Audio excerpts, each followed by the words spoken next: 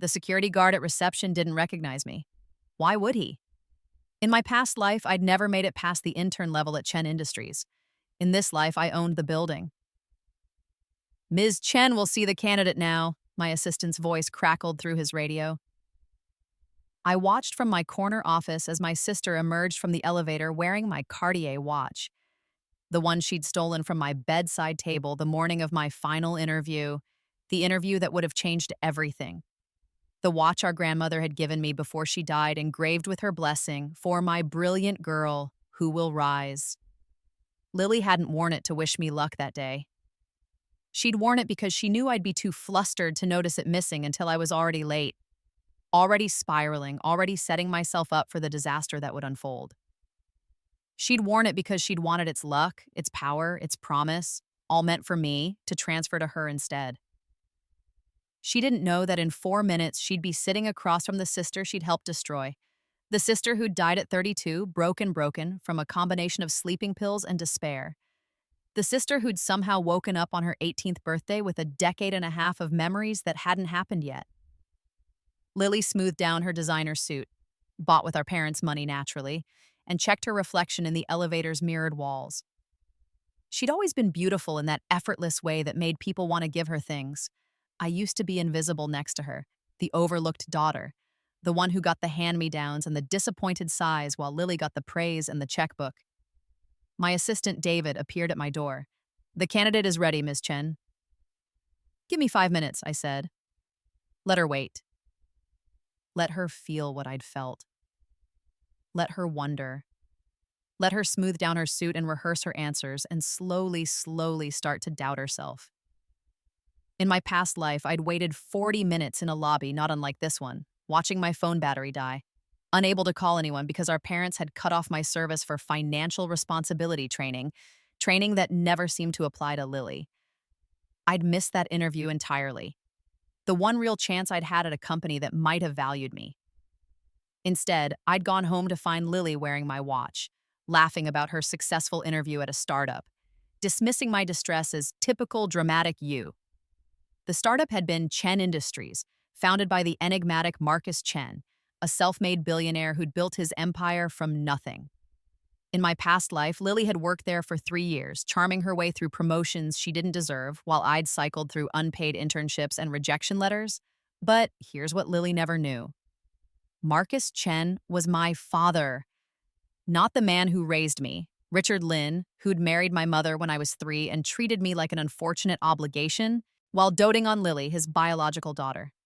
No, Marcus Chen was my biological father, the man my mother had left because he'd been too poor, too ambitious, too focused on building his future instead of buying her pretty things in the present. She'd never told him she was pregnant. I'd found out purely by accident at 31, 1 year before my death, when a genetic testing kit I'd bought in a moment of desperate curiosity had matched me with a half-sister in Seattle, Marcus's legitimate daughter, Rachel. We'd met once over coffee, and she'd been kind in that pitying way people are when they realize your version of family is a nightmare. She'd told me about her father, shown me photos. The resemblance was unmistakable. I'd planned to reach out to him, to introduce myself, to maybe finally have one person in my family who might see value in me. Then I'd lost my job. Then I'd been evicted. Then Richard had made it clear that Lily was the only daughter they'd support. Then the sleeping pills had seemed like the only way to make the shame stop.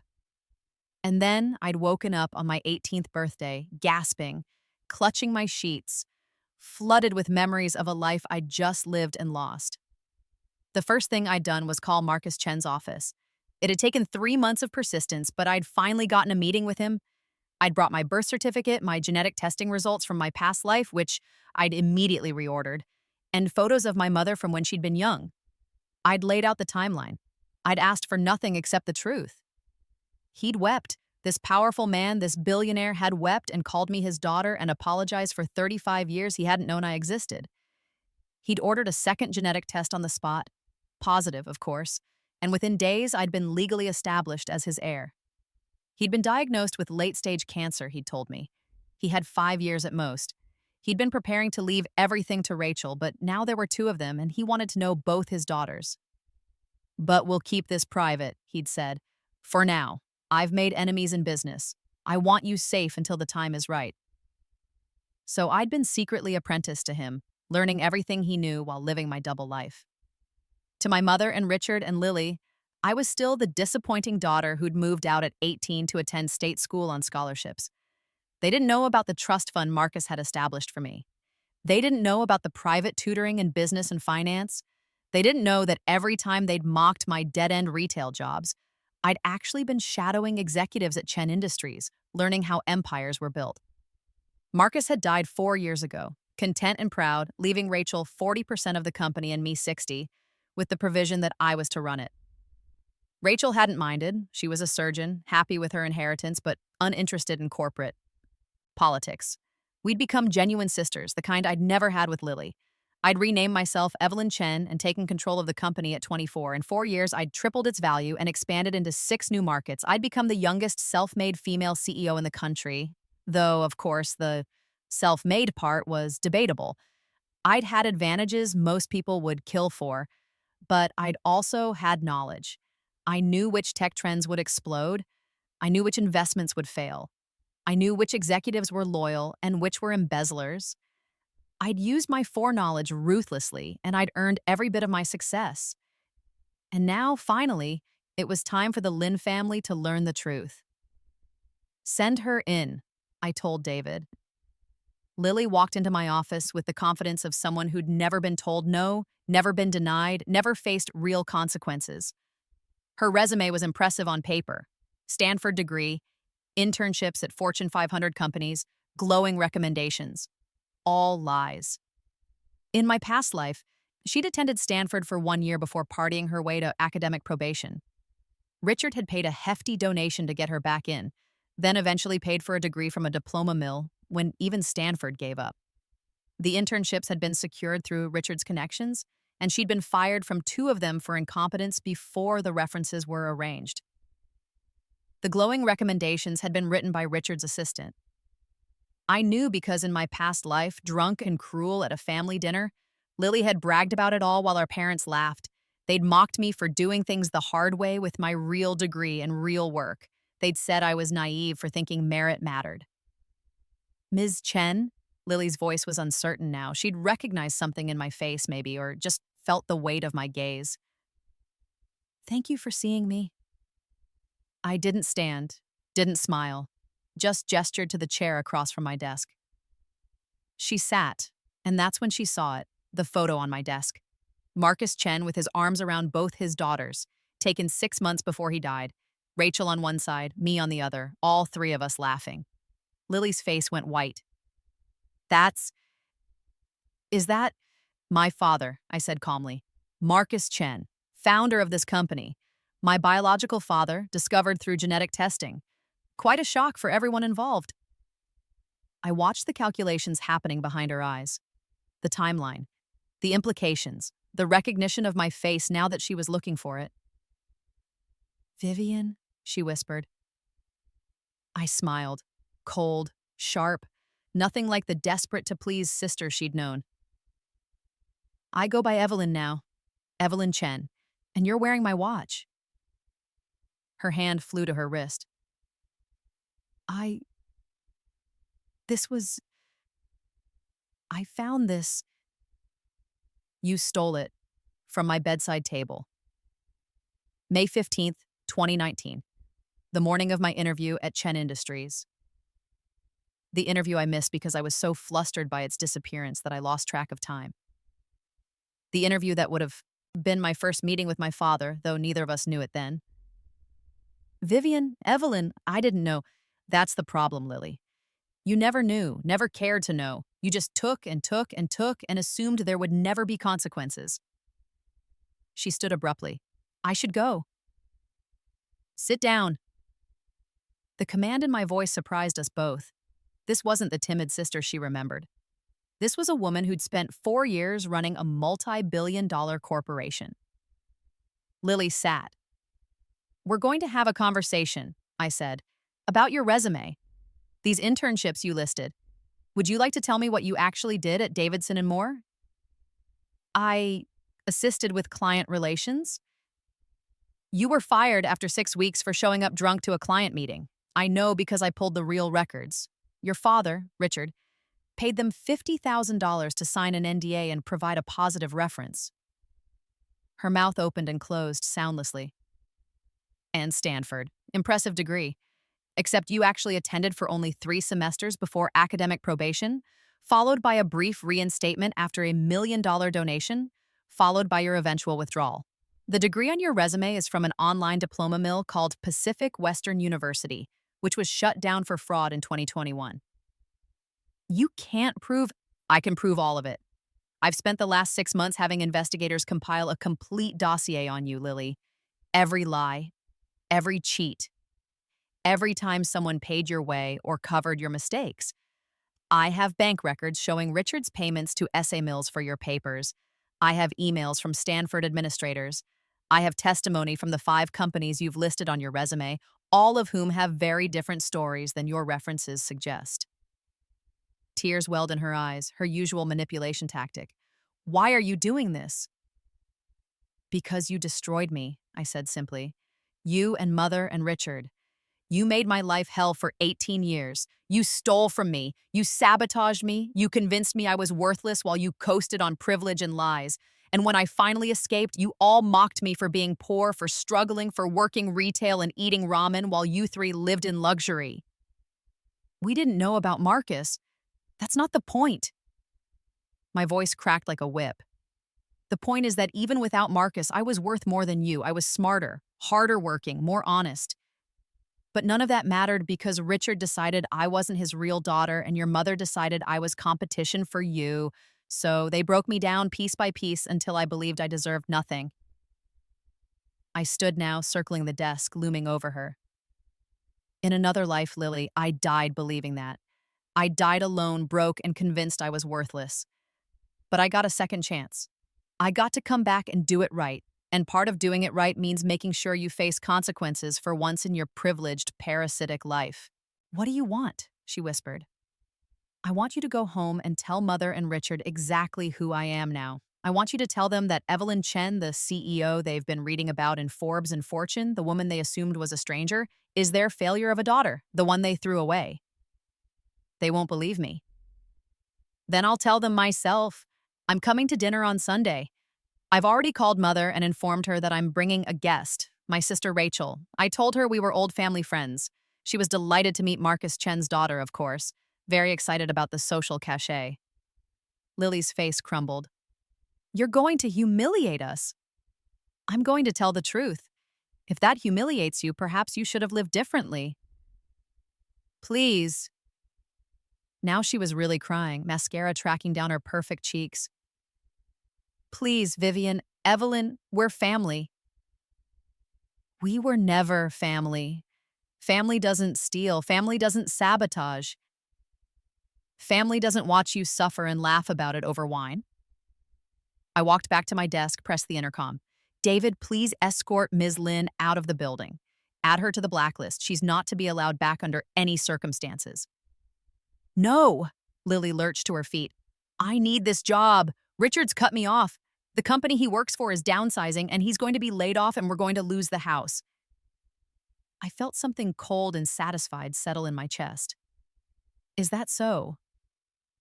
We're going to be broke, she sobbed. That's why I applied here. I thought if I could just get one good job. On lies and stolen credentials. I didn't have a choice. There's always a choice, Lily. I made choices. I chose to work my way through school honestly. I chose to sleep in my car sometimes rather than beg Richard for money. I chose to survive when dying seemed easier. You could have made better choices. David appeared at the door. Ms. Chen? Take her. Lily looked back at me as David guided her out, her face a mask of desperation and finally understanding. She was looking at someone who had all the power now, and she had nothing to bargain with. The watch, I called out. Leave it on David's desk on your way out.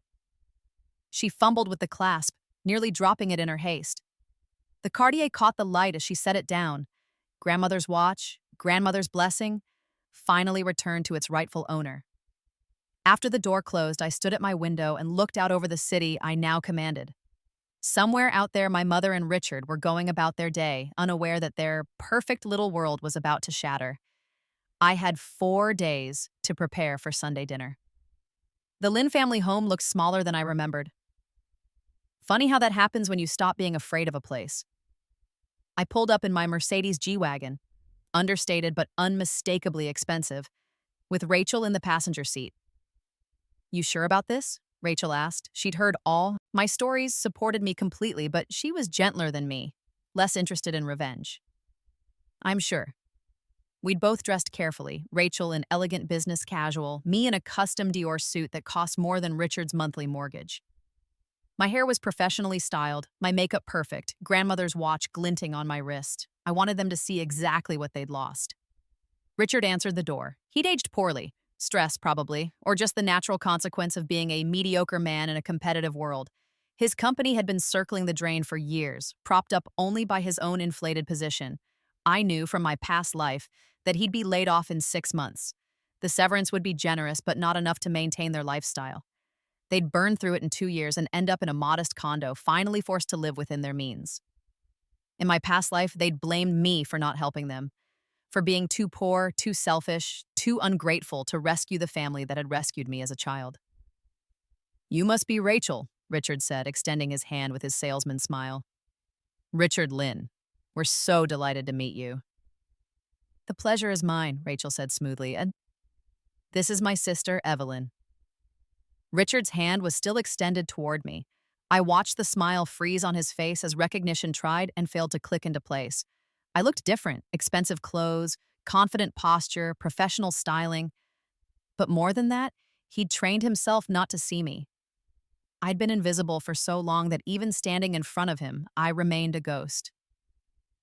"Evelyn Chen," I said, taking his hand, "but you knew me as Vivian Lynn." The blood drained from his face. "Hello, Richard." My mother appeared in the hallway, Lily trailing behind her like a shadow. Mother had always been beautiful, it was where Lily got it from, but there were cracks in the facade now. Financial stress, probably. The knowledge that their house of cards was collapsing. "Vivian?" Mother's voice was faint. "What is this?" "An overdue family reunion?" I said, walking past Richard into the house I'd once lived in. Nothing had changed, same furniture, same photos on the walls, photos of Lily's graduation, Lily's birthday parties, Lily's achievements. Nothing of me. I'd been erased long before I left. "Lily told us a ridiculous story," Mother said, following me into the living room, "about you being Marcus Chen's daughter. Obviously, that's impossible. He died years ago." 4 years ago, I corrected. After naming me his primary heir, 60% of Chen Industries. I've been running the company ever since. I pulled out my phone, showed her the Forbes article with my photo. "Evelyn Chen, 28, youngest female CEO in the tech sector. That's me." Rachel added quietly, "I'm Marcus's other daughter. We've become quite close. Evelyn's told me everything about her childhood here." The silence was deafening. "This is some kind of con," Richard said. "Finally." "You can't be his daughter. The timeline doesn't—" "March 1996, I said. "You started dating Mother in May. I was born in December. You did the math, surely. You knew I wasn't yours. That's why you always hated me." Mother sank onto the couch. "Marcus was— he was nobody. He had nothing."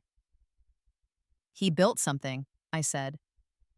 "While you were busy spending every penny he made, he was learning, planning, investing. After you left him, he built an empire. And he would have shared it with me, would have been my father, if only he'd known I existed." "I was protecting you," Mother whispered. "He was obsessed with work. He would have been a terrible father." "Worse than Richard?" I laughed, harsh and bitter. "The man who called me a burden? Who made me wear Lily's hand-me-downs while buying her designer clothes? Who told me I should be grateful for the roof over my head because that's more than my real father would have given me?" Richard's face was red. "I provided for you. I raised you. You tolerated me. Barely.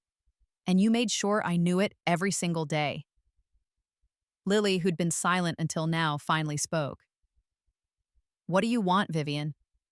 Money? Is this some kind of shakedown? I don't need your money, Lily. I have more than all of you combined. I smiled at her. No, I want something much simpler. I want you to understand what you lost. I walked to the mantel, picked up a photo of Lily at her high school graduation. This should have been me at Stanford. Really at Stanford, with a real degree. I was smarter than you. I scored higher on every standardized test. But you got the acceptance because Richard donated a building, and I got a rejection letter and a lecture about state schools being good enough for girls like me. I set it down, picked up another photo. This was the family vacation to Hawaii. I was 12. I stayed home alone for 2 weeks because there wasn't room in the budget for my ticket. You posted photos on Instagram of your snorkeling lessons and sunset dinners while I ate cereal and slept in an empty house. Mother was crying now, but I felt nothing. These were the same tears she'd cried when I'd confronted them in my past life. Tears that had manipulated me into apologizing, into backing down, into accepting blame for being hurt, not anymore. This was the Sweet 16 party you threw for Lily, I continued, my voice steady. Held at the country club, 200 guests, live band. My 16th birthday was a grocery store cake and a card with $20 in it. You couldn't even remember the date. You were 3 days late. We couldn't afford, Mother started. Don't lie. You could afford it.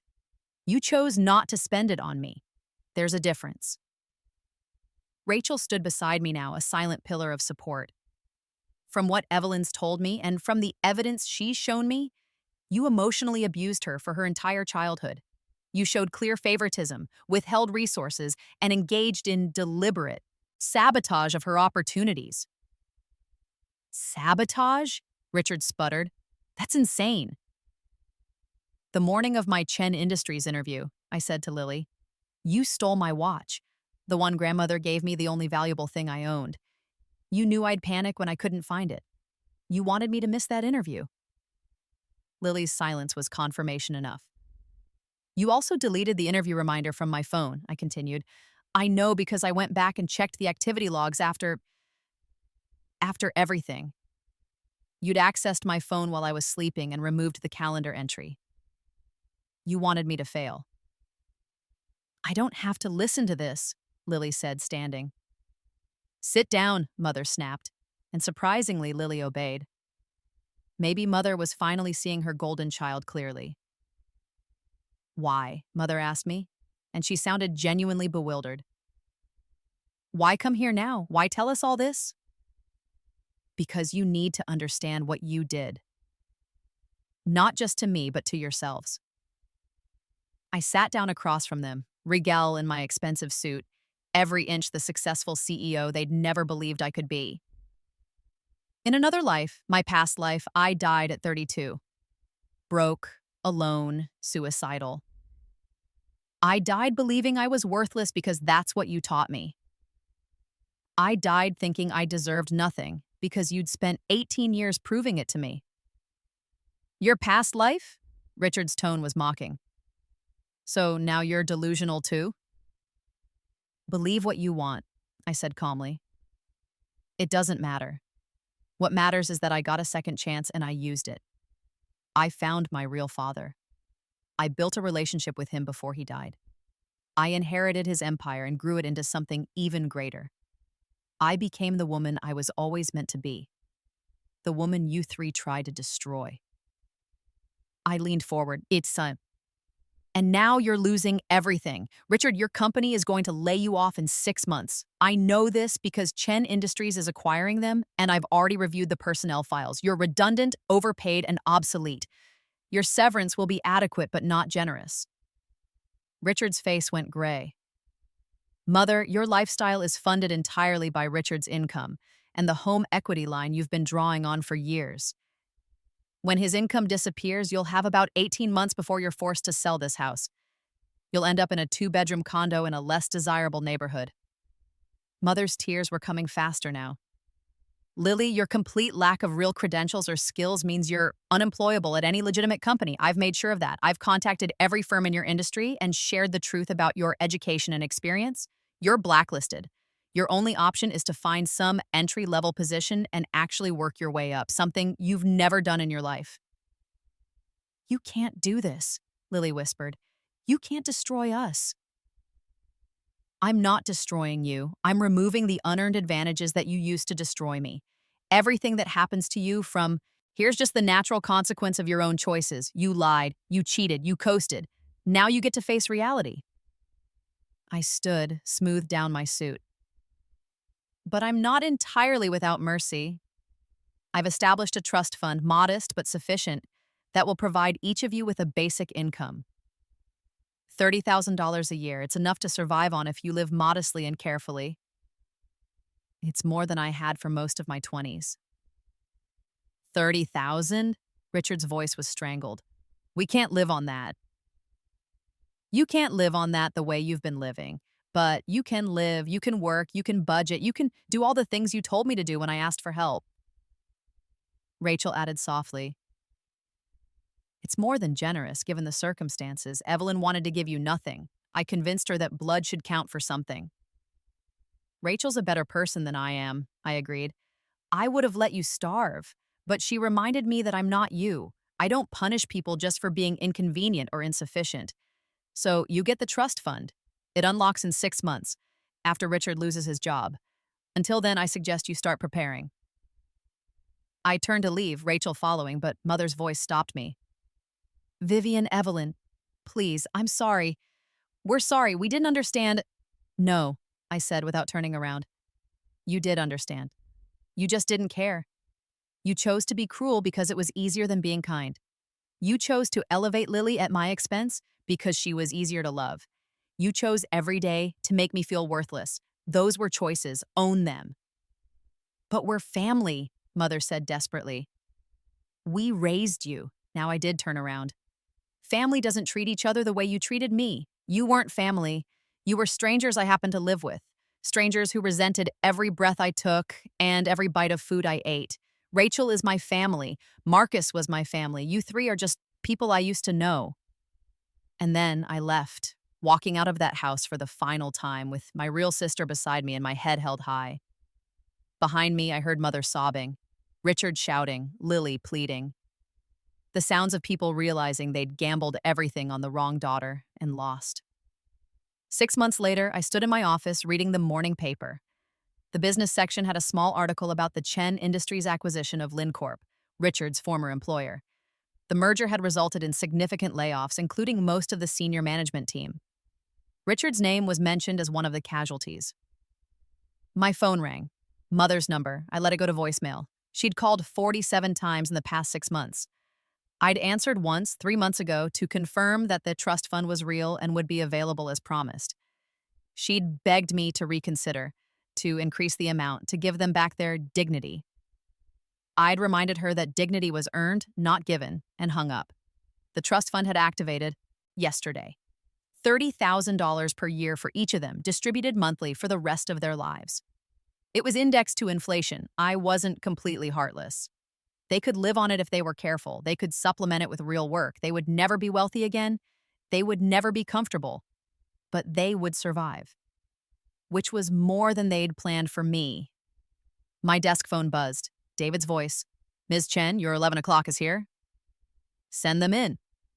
The door opened and a young woman entered. She was nervous, clutching a worn portfolio, wearing a suit that had clearly been thrifted. Her resume had listed a state school education, multiple part-time jobs worked simultaneously, and a gap year where she'd cared for a sick parent. In other words, she was me, the me I would have been without Marcus. Thank you for seeing me, Ms. Chen, she said softly.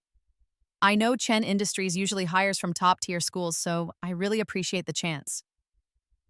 Sit down, I said gently. Tell me about yourself.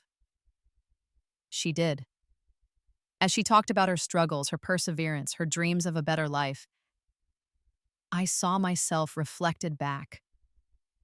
The hunger, the desperation to prove her worth.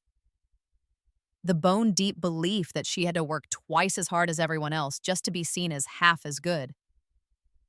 "You're hired," I said when she finished. She blinked. I. What? "You're hired.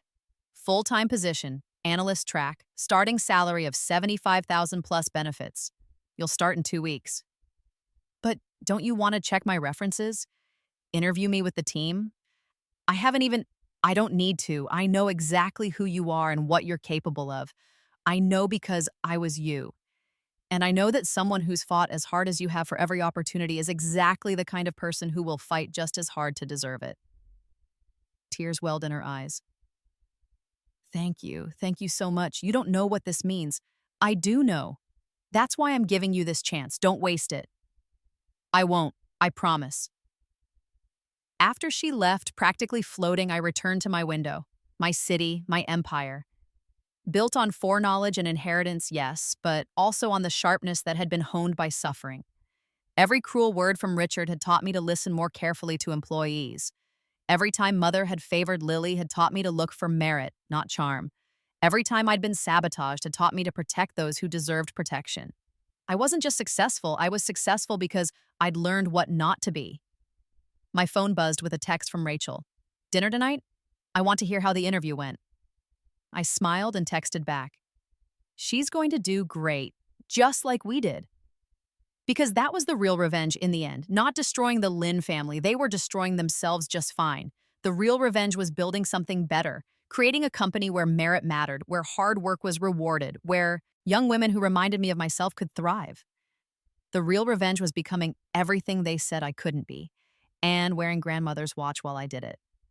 The 1-year anniversary of our confrontation fell on a Sunday. Rachel and I had brunch at the country club where Lily's Sweet 16 had been held. The same country club that had once refused my application for a junior membership because Richard hadn't wanted to sponsor me. Now I owned the club. Well, Chen Industries did, but the distinction was academic. "Have you heard from them lately?" Rachel asked, sipping her mimosa. "Mother calls once a week. I don't answer. Lily sends emails begging for a job. I delete them. Richard sent a letter last month demanding more money from the trust fund. My lawyer sent back a copy of the signed agreement." "Do you think they understand yet?" I considered the question. "I think they understand they lost. I don't think they understand why." To understand why, they'd have to acknowledge what they did wrong, and that would require a level of self-awareness they've never demonstrated. "Do you ever feel guilty?" "No." The answer was immediate and honest. "I feel relieved. I feel vindicated. I feel satisfied, but never guilty." "Good," Rachel said firmly. They don't. They don't deserve your guilt." A commotion at the club entrance drew our attention. Mother and Lily were being turned away by the doorman, their voices raised in protest. They were dressed well, the trust fund allowed for some small luxuries, but the desperation was visible in their postures. They were trying to get in to see me, I realized, trying one more time to plead their case. "Should we?" Rachel asked. "No," I said. "Let them try. Let them be refused. Let them understand what it feels like to not be important enough." We watched as they were escorted out, watched them stand on the sidewalk looking lost and small. Then Lily spotted me through the window. Our eyes met across the distance, and I raised grandmother's watch to check the time, a deliberate gesture, making sure she saw it. The look on her face was everything I'd needed it to be. Recognition, regret, understanding that she'd thrown away something irreplaceable for a few moments of petty cruelty. Then I turned back to Rachel, smiled, and ordered another round of mimosas. We toasted to Marcus, to second chances, to justice served cold. Behind us, Mother and Lily stood in the sunshine, locked out of the life they'd once taken for granted, finally understanding that some mistakes can't be unmade. And I, Evelyn Chen, formerly Vivian Lin, formerly the invisible daughter, the burden, the failure, I sat in the sunshine of my success and felt, for the first time in 2 lifetimes, completely at peace. The watch ticked steadily on my wrist, for my brilliant girl who will rise. I had risen. and I had taken everything with me. 3 years after that confrontation, I received an unexpected letter. It came through my lawyer's office, forwarded from the trust fund administration. The return address was from a rehabilitation facility. Richard had suffered a heart attack. Non-fatal, but serious enough to require lifestyle changes he couldn't afford on $30,000 a year. Mother was requesting an increase to the trust fund to cover his medical expenses. I read the letter once, then set it aside. Rachel, visiting my office that day, saw it on my desk. "What will you do?" "Nothing." "Evelyn, the trust fund covers basic living expenses. They can apply for Medicaid like everyone else at their income level. They can use the emergency room. They can ask Lily to get a second job. There are options, just not comfortable ones." "He could die." "We're all going to die, Rachel. The question is whether we die having learned anything." I looked at my sister, my real sister. They had 18 years to learn how to be kind. They chose cruelty. They had 6 months of warnings before the trust fund activated. They could have prepared, saved, adjusted. They chose to believe I was bluffing. They've had 3 years of reduced circumstances to reflect on their choices. Instead, they've spent it calling, writing, demanding, never once actually apologizing for what they did. "So that's it? You'll just let him suffer?" "I'll let him experience the same healthcare system I experienced when I was poor in my past life. The same system millions of Americans navigate every day. If he survives, maybe he'll have learned some empathy. If he doesn't," I shrugged. "He lived a long, comfortable life funded by privilege he didn't earn. That's more than most people get." Rachel was quiet for a moment. Then, "You've become harder." "I've become realistic. You can't save people from consequences, Rachel. You can only choose whether you'll enable them or let them learn." "And what did they learn?" "That's up to them."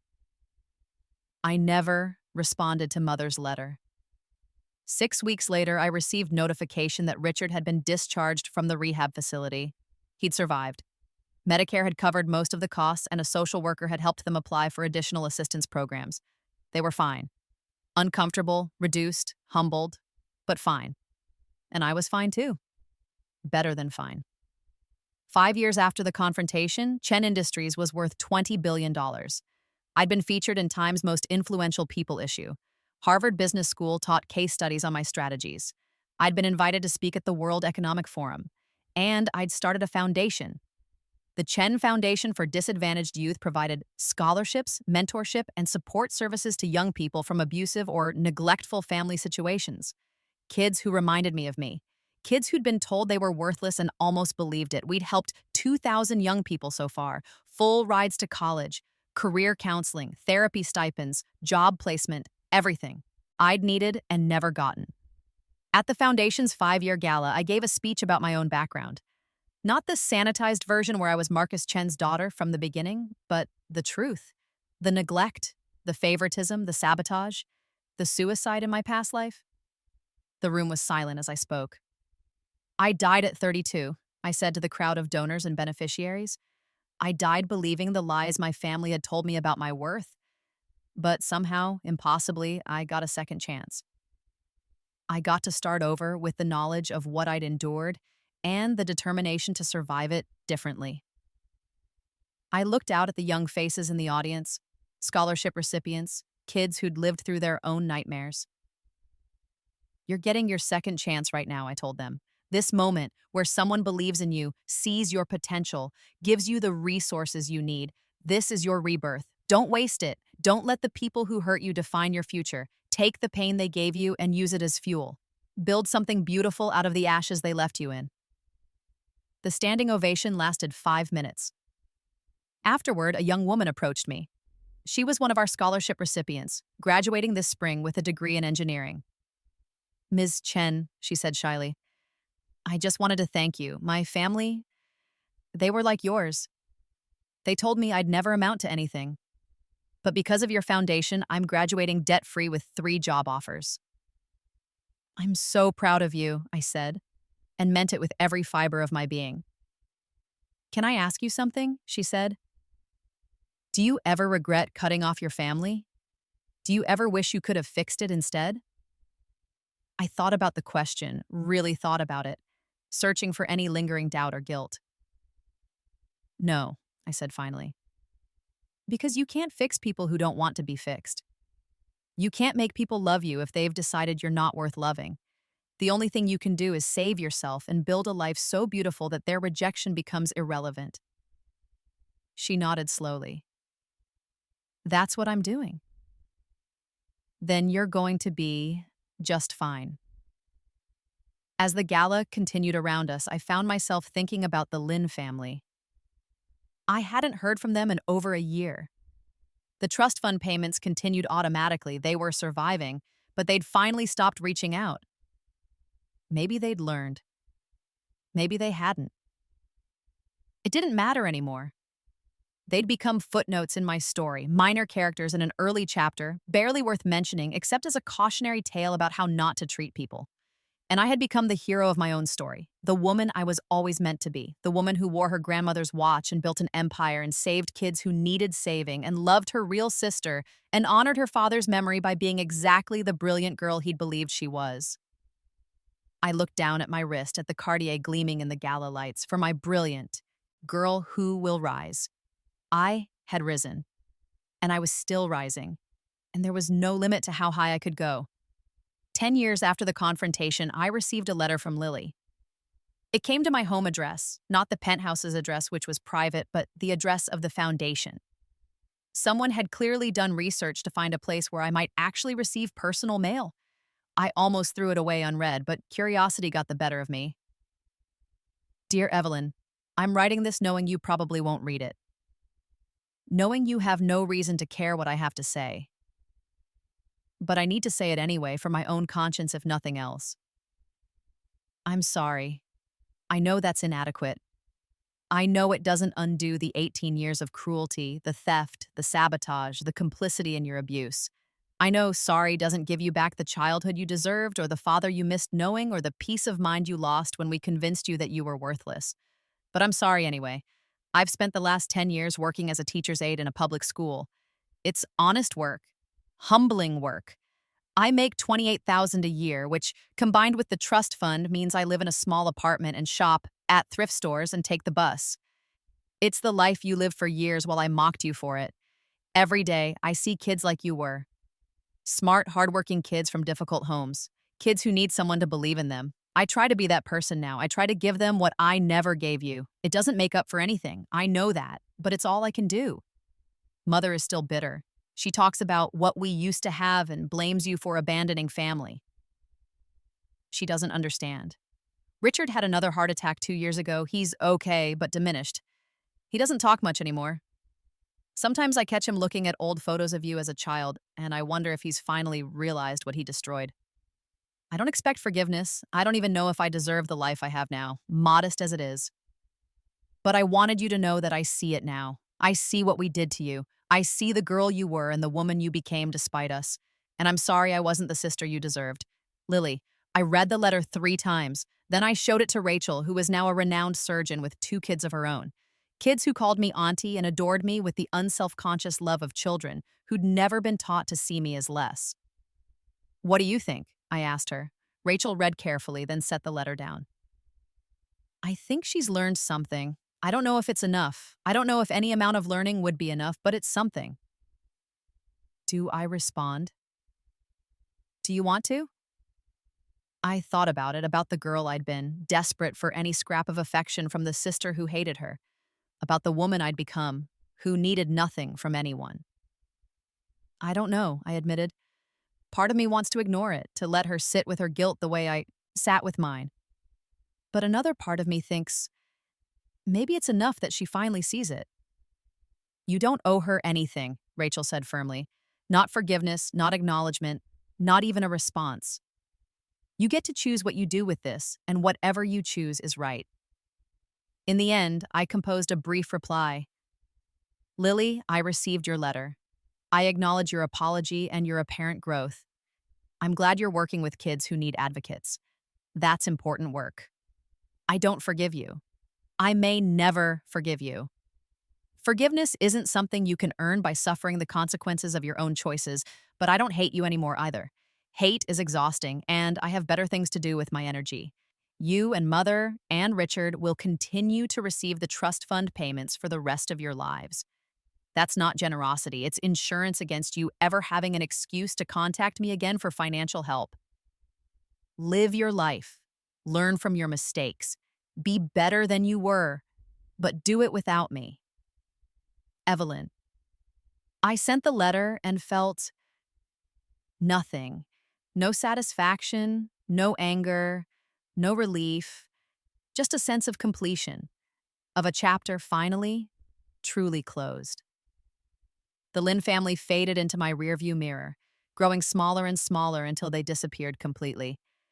And I drove forward into my future, free of their weight. 15 years after the confrontation, I stood on a stage accepting a Lifetime Achievement Award. I was 43 years old, young for such an honor, but my impact had been undeniable. Chen Industries was now worth $40 billion. The Chen Foundation had helped 15,000 young people escape abusive situations and build new lives. In the audience sat Rachel with her family, my executive team, foundation board members, and several of the scholarship recipients who'd become successful in their own right. Now doctors, lawyers, engineers, teachers, artists, all of them living proof that childhood trauma didn't have to be destiny. In my acceptance speech, I told the truth about my past, all of it. The abuse, the neglect, the suicide, the impossible second chance, the revenge, the rebuilding. I'm often asked, I said, what advice I'd give to my younger self. The truth is, I don't need to give her advice. She already saved herself. She already made the hard choices, endured the suffering, and found the strength to try again when everything in her wanted to give up. I paused, looking out at the crowd. But if I could speak to someone else's younger self, to the kids out there right now who are living through what I lived through, I'd say this: you are not what they say you are. You are not worthless. You are not a burden. You are not too much or not enough. You are a person deserving of love, respect, and opportunities. And if your family can't see that, it's not because you're lacking, it's because they are. So, save yourself. Build yourself a new family from people who choose to love you. Build yourself a life so magnificent that their rejection becomes the best thing that ever happened to you. Build yourself a future where you're not the victim of their story, but the hero of your own.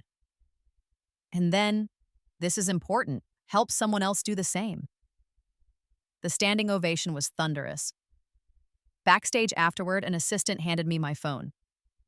You had several calls during the ceremony, all from the same number. I looked at the screen. Mother's number. 10 missed calls. I blocked it without listening to the voicemails, then turned to Rachel. Let's go celebrate. I'm thinking champagne and that tiny restaurant you love where nobody knows who I am. Perfect, Rachel said, linking her arm through mine. As we left the venue, I caught a glimpse of someone familiar in the crowd. Lily, older now, graying, but unmistakably her. She was standing at the edge of the security perimeter, too far away to approach but close enough to have watched the ceremony on the exterior screens. Our eyes met for just a moment. She raised her hand in a small wave. Not pleading, not demanding, just acknowledging. I nodded once, then turned away. That was as much closure as either of us would ever get. And it was enough. 20 years after the confrontation, I sat in my grandmother's garden. Not the garden she'd had when she was alive, but a memorial garden I'd commissioned at the foundation's headquarters, filled with her favorite flowers and a small bronze statue of her holding a watch. I came here when I needed to think, to remember, to reconnect with the only family member from my childhood who'd ever loved me unconditionally. I made it, grandmother, I said softly, running my fingers over the engraving on the watch I still wore every day. I rose, just like you believed I would. The garden was peaceful, perfectly maintained, a small oasis in the city I'd conquered. My phone buzzed. A message from Rachel. Mom and Richard both gone. Thought you should know. No need to respond. I stared at the message. Mother and Richard, dead. I felt a strange emptiness, not grief exactly, but something like the absence of a weight I'd carried so long I'd forgotten it was there. They'd lived long enough to see my success, to understand exactly what they'd lost. That was all I'd ever wanted. I sent back a simple, "Thank you for telling me." Later, I learned the details from Rachel, who'd heard from mutual acquaintances. Mother had died of a stroke, quick and painless, supposedly. Richard had followed 6 months later, his heart finally giving out. They'd both been living on the trust fund modestly but adequately in a small condo. Lily had been caring for them toward the end. There was no funeral announcement sent to me, no expectation of my attendance, the Lynn family's final acknowledgement that I'd never been theirs and they'd never deserved me. I made a donation to a hospice charity in grandmother's name. That felt right, and then I returned to my life, my real life, surrounded by people who'd chosen to love me and whom I'd chosen to love in return. Now at 58, I'm preparing to step down as CEO of Chen Industries. I'm handing the reins to one of our scholarship recipients, a brilliant woman who'd grown up in foster care and whom I'd mentored for 20 years. She's ready. She's earned it. And I'm ready to focus full-time on the foundation, to help more kids, to save more lives. Rachel and I had lunch yesterday to celebrate my upcoming retirement. Her children, my nieces and nephews, are grown now, with kids of their own. I'm Auntie Evelyn to a whole new generation, loved simply for being myself. "Do you ever think about them?" Rachel asked. "About what might have been if things had been different?" "Sometimes," I admitted. "I think about what it would have been like to have a real family from the beginning.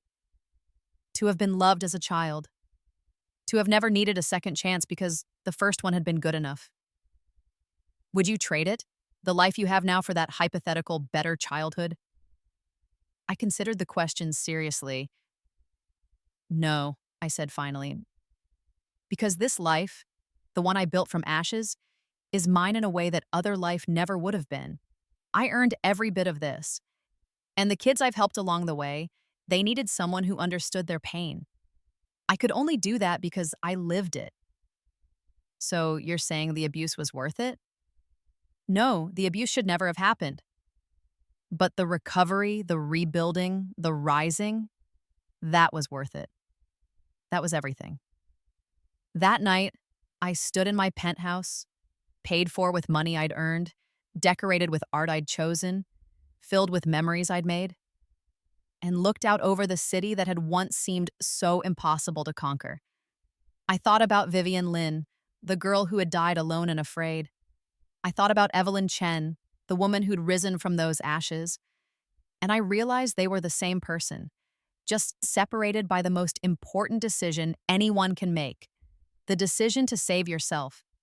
I touched the watch on my wrist, grandmother's blessing still ticking steadily after all these years. For my brilliant girl who will rise. I had risen. And in rising, I'd lifted thousands of others with me. That was the real revenge in the end. Not destroying the Lin family, they'd done that to themselves. Not proving them wrong, I'd done that the moment I'd chosen to live. The real revenge was building a life so magnificent, so full of love and purpose and triumph, that their rejection became the catalyst for everything beautiful that came after. They'd tried to bury me. They didn't know I was a seed, and now I was a forest.